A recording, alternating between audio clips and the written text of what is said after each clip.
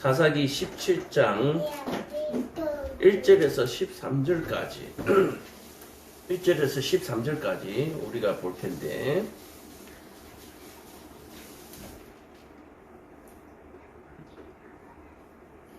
어, 12절과 13절 읽고 말씀 전하겠습니다. 17장 12절과 13절 같이 있습니다. 시작. 미가가 그 레위인을 거룩하게 구별하며 그 청년이 미가의 제사장이 되어 그 집에 있었더라. 이에 미가가 이르되 레위인이 내 제사장이 되었으니 이제 여호와께서 내게 복 주실 줄을 아노라 하니라. 아멘. 자, 광고 말씀은요, 특별한 것을 놓고 내일 십자가 봉사가 있습니다.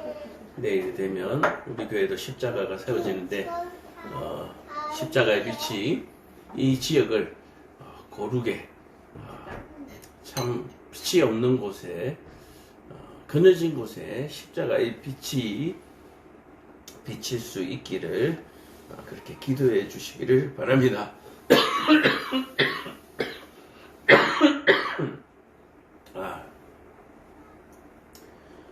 자, 오늘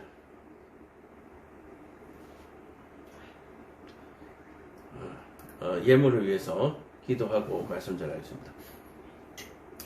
사랑과 은혜가 충만하신 아버지 하나님, 오늘도 하나님 앞에 드리는 귀한 손길이 있습니다. 하나님, 드리는 손길에 늘 은혜 주시고 복 주셔서 참으로 이 땅을 살아가면서 하나님을 잘 섬기는, 오로지 하나님만 의지하고 하나님만 바라보는 그러한 인생이 될 수 있도록 주님 도와 주옵소서. 하나님께서 그 손에 넉넉함을 주셔서 참으로 하고자 하는 일들 앞에 물질이 부족해서 그 길이 막히지 아니하도록 하나님 물질의 형통을 허락하여 주시되, 많아서 죄 짓지 아니하도록 은혜 베풀어 주시고 주신 물질을 잘 사용할 수 있는 지혜를 함께 허락하여 주옵소서. 건강을 허락하여 주시고 또 믿음의 친구들을 많이 붙여주셔서 참으로 이 땅에서 하나님을 위하여 협력하고 동력하여서 하나님의 나라의 영광을 돌릴 수 있는 그러한 일꾼이 되어질 수 있도록 주님 도와 주옵소서. 이 시간에 하나님 앞에 또 한번 기도하기는, 병중에 있는 우리 사랑하는 성도들이 있습니다. 하나님, 치료의 광선을 비춰주셔서 참으로 모든 질병이 깔끔하게 다 치료될 수 있도록 은혜 베풀어 주옵시고, 질병으로 인하여 육신이 상하지 아니하도록 은혜 베풀어 주옵시고, 그 믿음이 더욱더 늦춰지지 아니하고 떨어지지 아니하도록 하나님 그 믿음을 강하게 붙들어 주옵소서. 예수님 이름 받들어 기도합나이다. 아멘. 자, 오늘 우리가 사사기 이제 17장 이제 종반전 마지막으로 이제 들어가는데요. 이 마지막 17장부터는 어떻게 보면 이 사사기가 거꾸로 집필되었다, 그렇게 보시면 될 것 같아요. 먼저 사사들을 소개하고 그 다음에 17장부터 사사들의 사는 시대를 지금 배경을 설명하고 있습니다. 왜 사사들이 와야 했는가? 우리가 그냥 간단하게 사사들이 와야 했던 이유를 어떻게 설명하고 있습니까? 이방 민족들에게 이스라엘 백성들이 압제를 당했다. 우리는 그렇게 생각하죠. 그렇게 해서 압제받는 이스라엘 백성들을 구원해내기 위해서 사사들을 보냈다. 맞습니다. 근데 그 앞에 하나 빠진 것이 있어요. 왜 이스라엘 백성들이 이방 민족들의 압제 속에 들어갔는가? 분명히 사사기 앞쪽에 보면 하나님께서 가나안 땅을, 약속의 땅을 주시고 모든 지파에게 고루 분배하셨죠. 그리고 해피하게 모두가 행복한 날이 시작될 줄로 그렇게 생각했습니다. 자, 그런데 어떻게 해서 갑자기 가나안 땅을 다 진멸을 하고 분배를 했는데 이제 행복할 일만 남았는데 왜 갑자기 이런 사사들이 압제받는 이스라엘을 구원해야 되는 이런 일이 발생했는가라고 얘기하는 거예요. 자, 그러면 압제당하기 전에 무슨 일이 있었다는 얘기예요. 뭐냐면은 바로 하나님을 배반하는 일이 생겼다. 그 땅에서, 약속의 땅에서 하나님을 잘 섬기면 아무 일이 없을 텐데 하나님을 배반하는 일이 생기고 그로 말미암아 하나님의 진노를 사고 그로 말미암아서 하나님의 진노로 인하여 하나님이 막아주시던 그 안전한 보호막을 하나님께서 제거해 버리셨기 때문에 어떻게 됩니까? 압제받는 백성들로 압제하는 이방 민족들로부터 이스라엘을 지켜주지 않았다. 지금 그 부분을 17장부터 설명하고 있는 거예요. 우리는 가끔 교만하게도 왜 나한테 이런 일이 생기는가? 왜 나에게만 이런 일이 생기는가? 왜 나한테만이라고 생각하는 그런 어리석은 생각들을 하는 믿음의 백성들이 많습니다. 근데 왜 나한테만이라고 생각하시기 전에 내가 하나님 앞에 온전하게 바로 신앙생활을 했는가? 우리가 자신을 먼저 돌아봐야 하는 거죠. 그리고 하나님이요, 그렇게 꼬장한 사람이 아니에요. 어떻게 그 한 사람을 꼭 집어서 그 나만 괴롭히겠어요. 그런 일은 하나님이 하시는 일이 아니에요. 그건 사람이 하는 일이죠. 하나님은 그렇게 한가하신 분이 아니란 말이에요. 그러나 하나님은 모든 이 땅의 질서들 속에서 하나님을 배반하는 자들에게는 하나님의 은혜가 미치지 못하도록 하나님께서 이미 시스템적으로 약속을 해 놓으신 거예요. 법을 제정해 놓으셨습니다. 그래서요, 사탄이라는 놈들이 천사들보다 더 부지런하게 고자질을 하러 다니는 거예요. 고자질 할 필요도 없어요.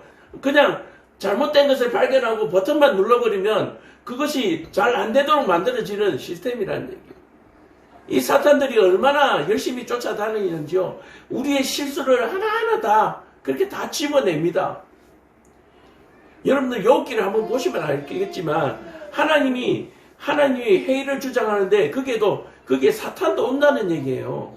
천사들이 오고 사탄도 와요. 욥기 잘 보세요. 그래서 하나님이 다 좋다고 막 칭찬하시니까 사탄이 뭐라고 얘기합니까? 하나님 정말 그럴까요? 사탄이 그런 일을 하는 거예요. 하나님도 아무리 사탄이지만 불법이라고 하는 것에 대해서 아니라고 말하시지는 못하는 거예요. 하나님은 의로우신 분이기 때문에. 그래서 왜 나한테만 이런 일이 생기는가? 왜 내만 이렇게 힘든가? 그런 생각하시는 분들은 빨리 생각을 고쳐 잡수시고 내 주변에 사탄이 지금 나를 지금 감시하고 있구나. 그래서 내가 빨리 하나님 앞에 몸을 추실어서 빨리 하나님 앞에 바로 서는 그 작업을, 정화 작업을 해야 되는 거예요. 회개부터 시작해서 내 삶을 다시 한 번 더 하나님 앞에 바로 세우는 작업을 해야 되는 거예요. 예배생활, 신앙생활, 예배생활도 마찬가지고요. 물질 생활도 마찬가지고. 우리가 흔히 신앙생활에서 물질생활 하니까 교회에 헌금하는 것만 자꾸 생각하시는데요. 내가 개인적으로 지금 사용하고 있는 그 물질들이 하나님이 기뻐하시게 잘 사용하고 있는가? 하나님 앞에 드리기만 하면 나머지는 내 마음대로 사용해도 되는가? 흥청망청 유흥비에 다 써버리고. 또 마찬가지로 돈을 어떤 방법으로 벌든지 간에 하나님 앞에 11조만 드리면 된다. 불법을 통하여서 물질을 그렇게 벌어들이면서 11조만 드리면 된다. 꼭 나쁜 사람들이요, 못된 사람들이 물질생활 잘하세요 이렇게 얘기하면은 또 헌금 얘기하는구나 이렇게 말을 해요. 근데 신앙생활 정말 잘하시는 분들은 물질생활 잘하세요 하면은 헌금하라는 소리를 안 들립니다. 내 마음이 이렇게 굽어져 있으니까 모든 것이 그렇게 굽어져 보이는 거예요. 내 마음이 밝으면 모든 것이 선하게 들립니다. 그리고 어둠이 분별이 돼요. 그래서 이 17장에 우리가 잘 살펴보십시오. 이스라엘 백성들이 무엇을 잘못했길래 이방 민족들에게 다시 압제를 당하고 고통을 당하고 사사들이 와서 그 구원을 이루지 못하는 이 모습들. 사사들이 와서 이 땅을 지금 구원해내지 못했잖아요. 전부 20년, 40년, 80년, 뭐 몇 년, 그리고 전부 사사 생활이 다 끝나버렸어요. 특히 그 사사들이 타락을 해가지고 오히려 그 압제하는 이방민족들처럼 변해버린 모습을 우리가 보게 되는 거죠.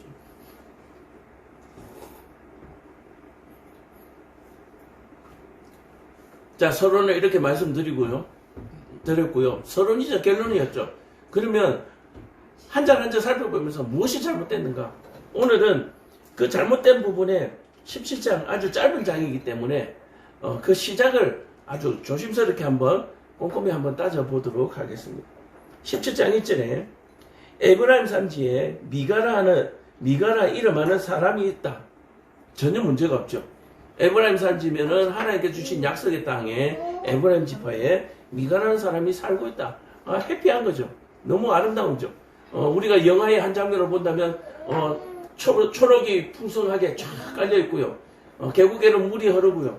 미가라는 사람이 그 물 옆에다가 집을 짓고 살고 있는 그냥 목가적인 아주 편안한 모습입니다.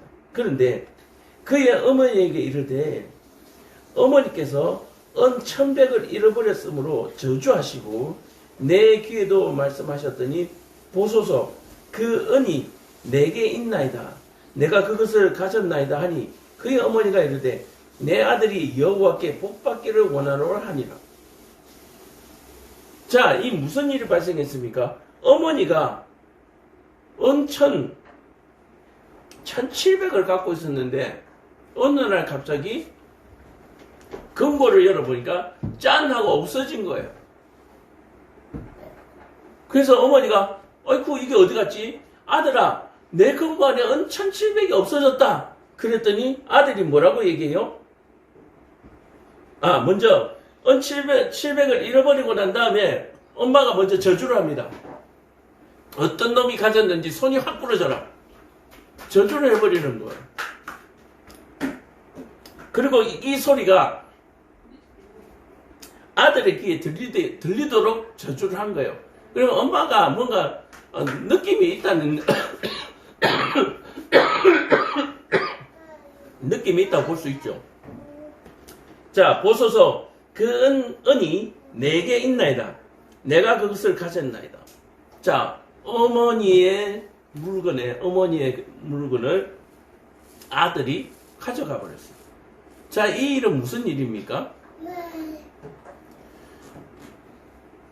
부모의 재산을 유산으로 물려받는, 상속받는 것은 법으로 정해져 있는 거죠. 당연한 것이죠. 그런데 그 어미가 지금 살아 있습니다. 그죠? 그리고 또 돈이 필요해서 어머니 보고 달라고 한 것도 아닙니다. 달라고 한 것도 아니에요. 그런데 어머니 몰래 허락도 받지 않냐고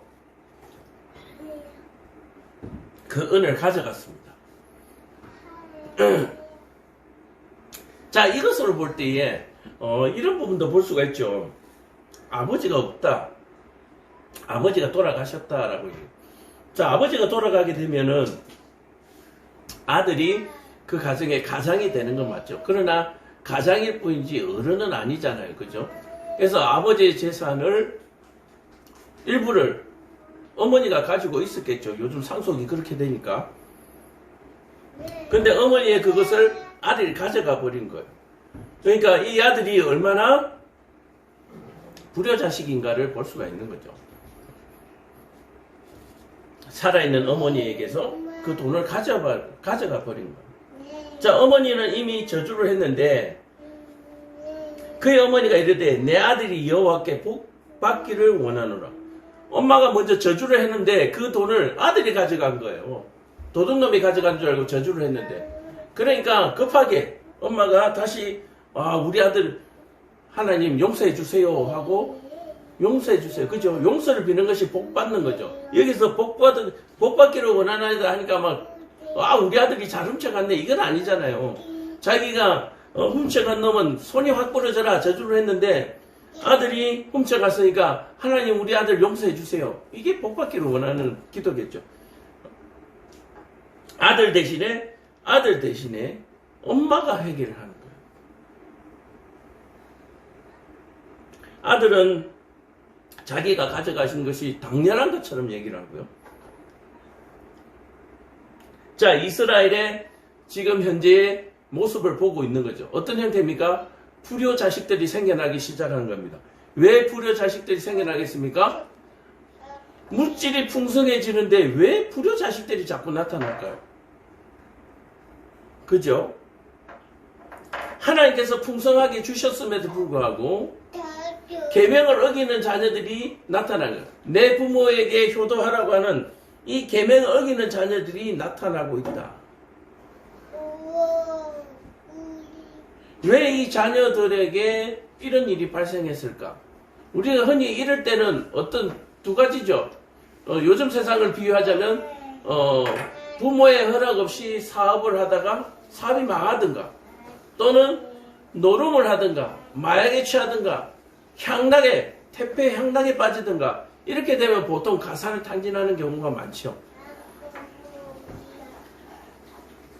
미가가 은 700을 그의 어머니에게 도로 주매 그의 어머니가 이르되 내가 내 아들을 위하여 한 신상을 새기며 한 신상을 부어 만들기 위해 내 손에서 이 은을 여호와께 거룩히 드리노라. 그러므로 내가 이제 이 은을 내게 도로 주리라. 자, 이상한 일이 발생합니다. 하나님은 나 외에 다른 신을 섬기지 말고 하늘에 있는 것이나 땅에 있는 것이나 물속에 있는 것이나 그 어떤 형상으로도 나의 형상을 만들지 말라 했는데도 불구하고 이 여인이 뭐 때문에? 한 신상을 새기기 위하여 부 만들기 위해서 내가 이 손에 이 은을 가지고 있었는데 이것을 여호와께 거룩하게 드리노라. 그러므로 내가 이제 이 은을 내게 도로 주겠다. 이게 무슨 얘기예요? 하나님 앞에 드리면 드리는 것이지 신상을 부어 만들기 위해서 이 은을 가지고 있었는데 이 은을 아들에게 도로 주었다. 이 뭔가 이해가 안 되죠. 자, 그러면 앞에 것을 도로 이제 바로잡기 위해서 어떤 일이 발생합니까? 어머니가 가지고 있는 은 700을 가지고 신상을 만들려고 한 거예요. 그것을 아들이 미리 알고 어머니에게서 은 700을 훔쳐내는 것이죠. 자, 그러고 나니까 어머니께서 그 신상을 만들려고 한 것이 잘못된 줄 알고 하나님 앞에 회개하고 그 돈을 아들에게 도로 주었다. 뭐 이렇게 만들려고 한다 하더라도 이게 무엇이 잘 안 맞아요. 어쨌든. 그러나 이 어머니와 아들이 뭐요? 둘 다 지금 잘못되어 있는 모습을 볼 수 있죠. 어머니는 은 1700을 가지고 신상을 만들려고 그랬고요. 아들은 어머니 몰래 그 돈을 훔쳐냈습니다. 자, 그러니까 가정 내의 모든 부분들이 가정 내에 어머니나 아들이나 하나님을 섬기는 온전한 믿음이 지금 뭔가 잘못되어 있다는 걸 볼 수가 있죠. 자, 그리고 하나님께 드리노라 그러면서 아들에게 주는 거예요. 우리가 신약 성경에 보면은 고드란이라고 나오죠. 아들이 부모에게 용돈을 드려야 되는데 하나님 앞에 다 드리고 나는 드릴 것이 없습니다. 그러면서 부모를 섬기지 않는 불효자식을 볼 수가 있습니다.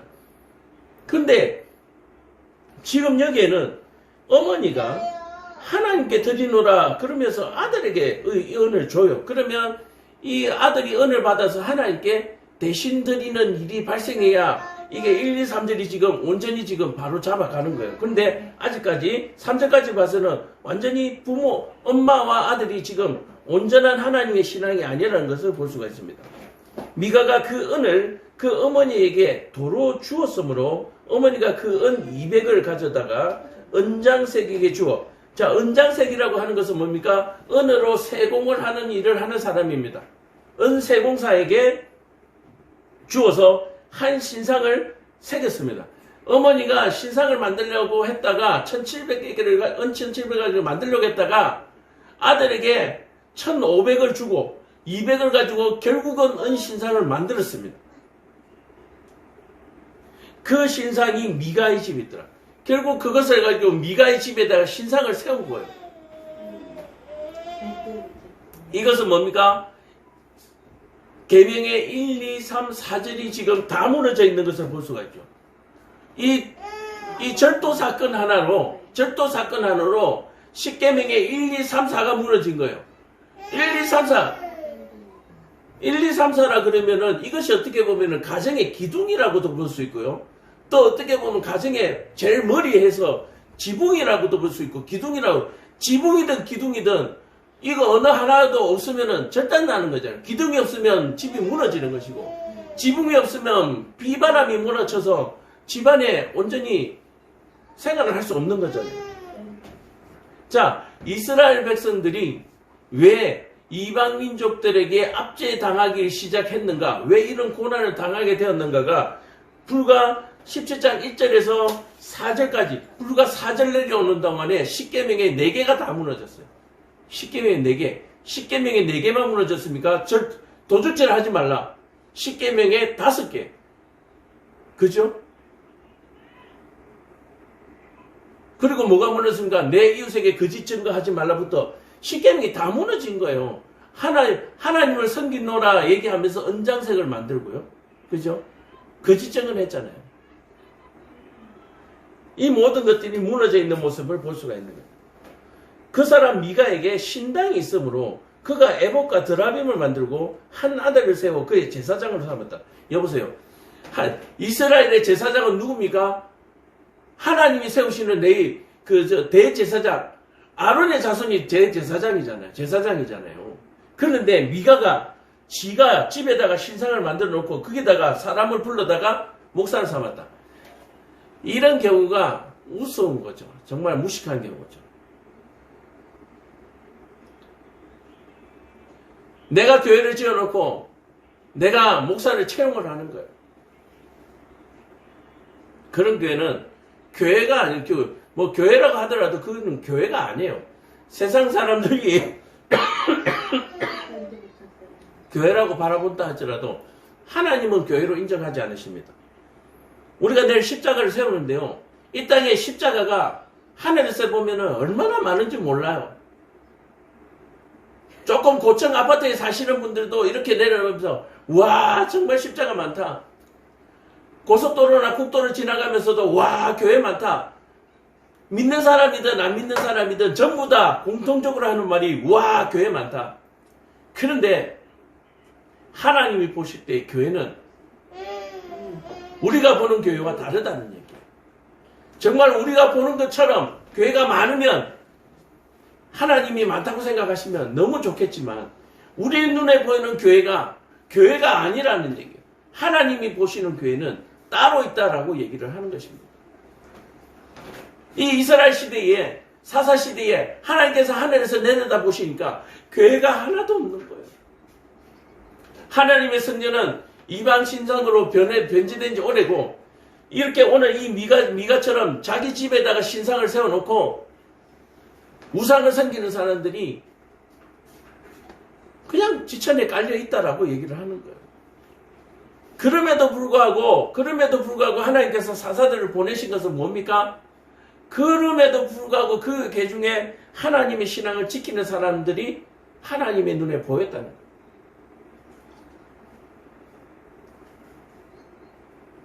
사랑하는 성도 여러분, 혹시 여러분들도 집에서 이와 같은 어리석은 일을 하고 있지는 않습니까? 교회를 담임내 하고 집안 한가운데다 십자가를 붙여놓고 혹시 이와 같이 하나님을 우상으로 섬기고 있지는 않습니까? 하나님은 우리 가정을 지켜주시는 분이야. 온갖 나쁜 일과 더러운 일들, 온갖 하나님의 율법을 어기는 일들을 아무 생각 없이 저지르면서 이 집은 하나님의 집이요. 바로 그런 사람들이 오늘 이 미가와 같은 사람이에요.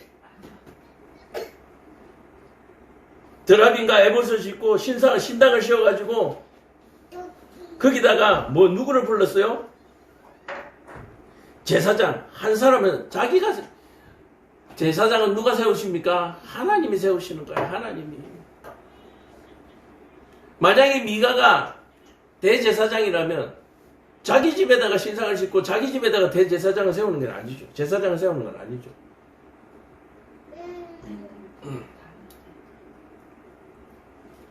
여러분들 제사장의 반열에 있다고 해서 다 제사장이 아니잖아요. 대제사장. 대제사장 반열에 올라가야 됩니다. 그 사람 미가에게 신당이 있으므로 그가 에봇과 드라빔을 만들고 한 아들을 세워 자기 아들을 세워가지고 제사장으로 삼았더라. 이건 불법이라고 하는 겁니다. 불법. 자, 이것과 요즘 교회의 세석과 뭘 다른 것이 없죠. 교회 세석은 바로 이와 같은 일입니다. 그러나 온 교회가 하나가 되어서 만장일치로 세워지는 제사장, 목사라고 하면 그것은 세습에 들어가지 않습니다. 근데 교회가 분열되고 교회가 시끄러운 그런 사태까지 만들어진다 그럴 경우에는 여기서 분명히 오늘 이 미가와 같은 사태가 발생한 거예요. 그러면 그 교회는 이미 교회가 아니고 그 안에 성도의 대부분이 이미 성도가 아니며 회개하지 않으면 심판받을 제일 첫 번째 순위다라고 얘기를 합니다. 그때는 이스라엘 왕이 없었으므로 사람마다 자기 소견에 옳은 대로 행하였더라. 자, 이스라엘의 왕이 누굽니까, 여러분? 이스라엘 왕이 누구예요? 이스라엘의 왕은 여호와 하나님이시고 여호와 하나님께서 하나님을 대신하여서 대제사장을 세우신 거잖아요. 근데 이 사람들에게 왕이 없었으므로 라고 얘기하는 것은 이방 민족들처럼 사람을 다스리는 왕을 얘기합니다.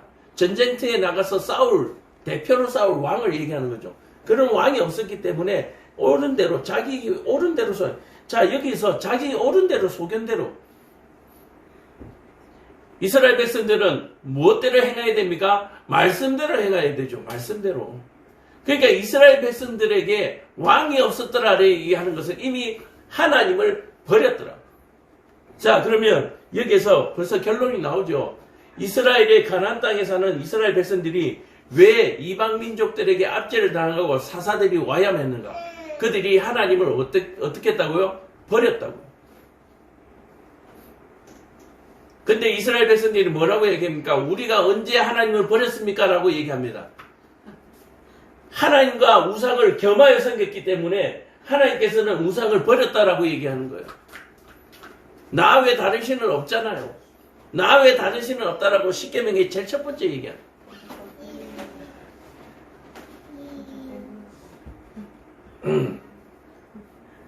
자, 그렇다면 우리 개인의 삶을 돌아봅시다. 우리의 개인의 삶 속에서 여러분들이 우려할 만큼 큰 일이 발생했다. 그러면 빨리 돌아보십시오. 우리 가정의 왕이 누구신가?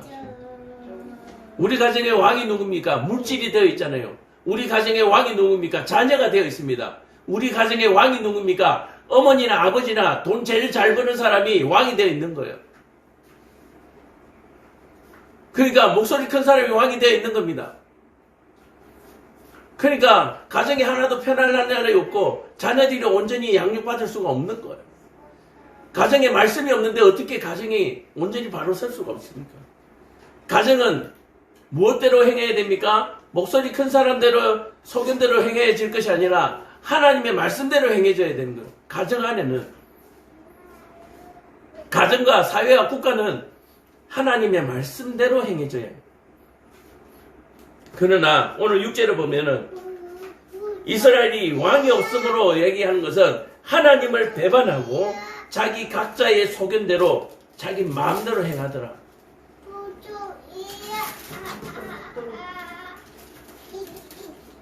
유다 가족에 속한 유다 베들레헴에 한 청년이 있었으니 그는 레위인으로서 거기서 거류하였더라.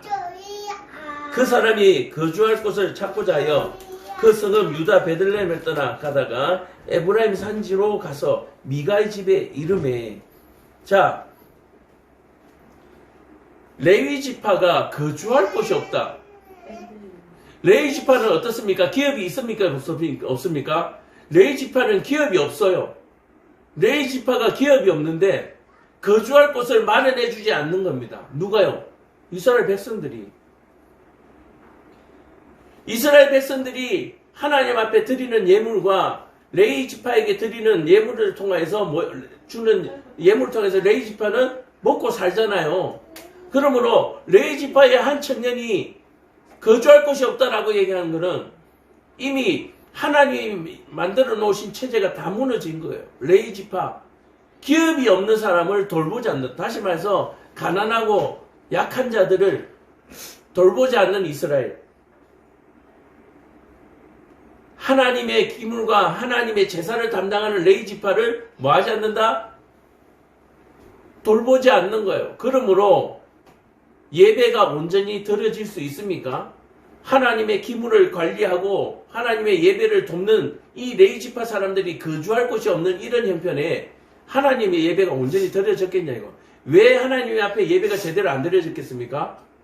각자 자기 집에다가 신상 드려놓고 각자 예배 드리고 있으니까 누가 성전에 와서 12조를 냅니까? 안 내는 거예요. 11조를 안 내는 거예요. 자기 아들한테 11조 주고 자기 아들은 그거 받아서 쓰고. 이스라엘이 완전히 붕괴된 모습을 보여요. 이미 여호와 하나님을 버렸다라고 하는 그 자체가 붕괴지만 이미 그 이스라엘의 모양 자체가 완전히 산산조각 난 것을 지금 여러분들은 보고 계시는 거다. 자, 가난하고 힘없고 약한 자들을 돌보는 손 다쳤어. 사람이 없으니까 결국 이스라엘에 부르짖었던 사람들이 누구라고요? 가난하고 약한 자들, 소외받은 자들의 소리를 하나님께서 들으신 겁니다. 자, 그래서 이 땅에 예수님께서 왜 오셔야만 했는가? 이 땅에 약하고 소외받은 사람들이 그 부르짖음을 듣고 이 땅에 예수님이 오신 거예요. 그래서 예수님이 어디에 오신 거예요? 낮은 데로 오신 거예요. 낮은 데로. 가난하고 약하고 버림받은 소외된 자들.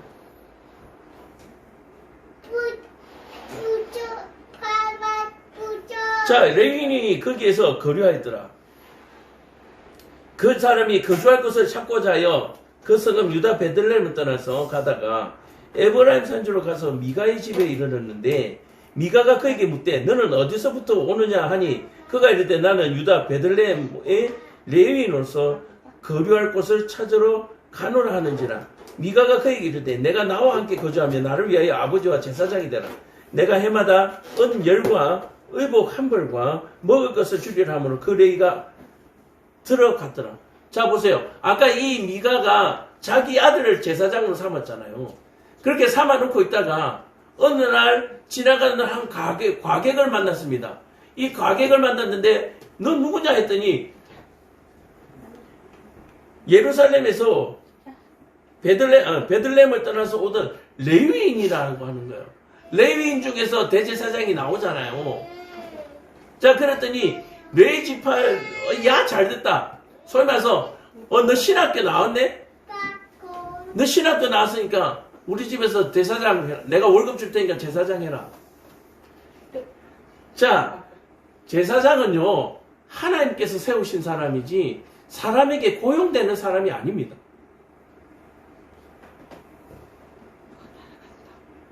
교회가 얼마나 타락했는지를 지금 여실하게 보고 있는 거예요. 또한 이 레위 청년이 얼마나 타락했는지를 볼 수가 있네요. 이 레위 청년은 미가가 자기 집에 와서 제사장을 하라고 해도 가서는 안 되는 거예요. 미가에게 그거 불법입니다라고 말해야 되는 게 레위 지파가 해야 될 일이잖아요. 레위가.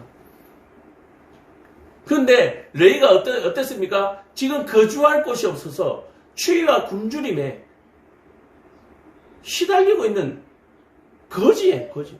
그러다 보니까 옷도 주고 밥도 주고 돈도 준다고 하니까 오케이 하고 들어간 거예요. 오케이 하고 들어간 거예요.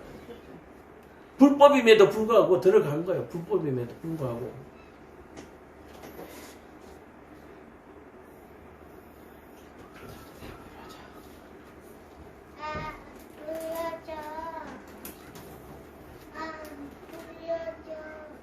아마 이런 부분들을 천주교는 우리 개신교를 못마땅하게 생각할 거예요. 요것과 거의 비슷하잖아요.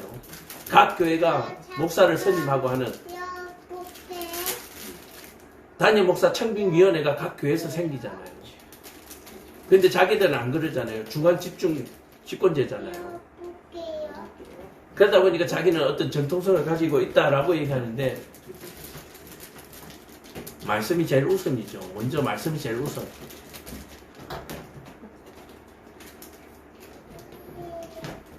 자, 그 레위인이 그 사람과 함께 거주하기 위하여 만족하게 생각했으니, 자, 레위인이 미가가 제시하는 것이 만족스러운 거예요. 우와, 뭐 이런 일이 있나 싶은 거예요.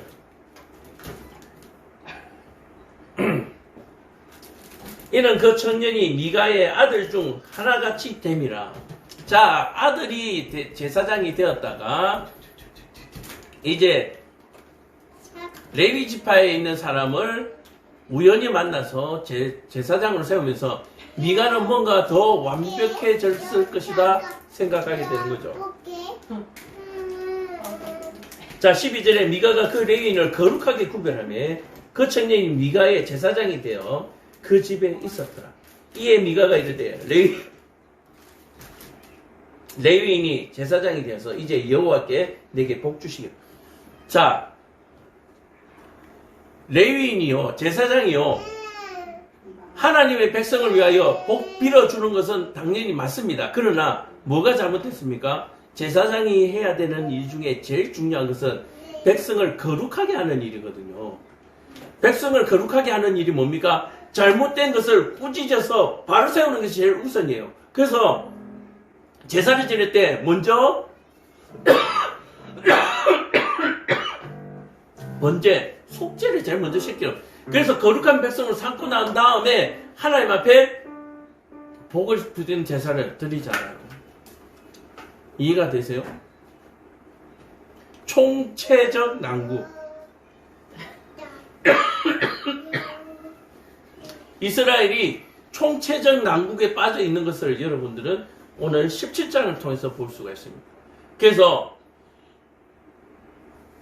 사사기를 보면서 왜 우리가 이렇게 낙심하고 실망스러운 사건들이 계속 발생했는가? 뭐요? 이스라엘에 왕이 없는 거예요. 왕이 없고 잘못된 것을 잘못됐다고 꾸짖는 제사장이 없는 거예요.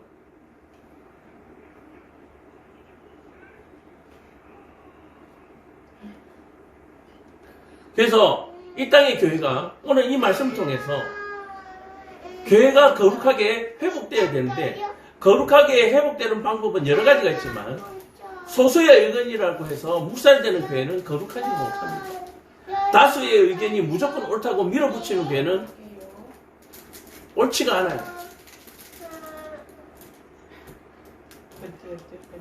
소수의 의견을 가진 사람들이 다수가 결의한 것에 대해서 반대해서 데모를 하는 것도 잘못된 일입니다. 교회에서 분쟁이 있는 것은 잘못된 일이에요.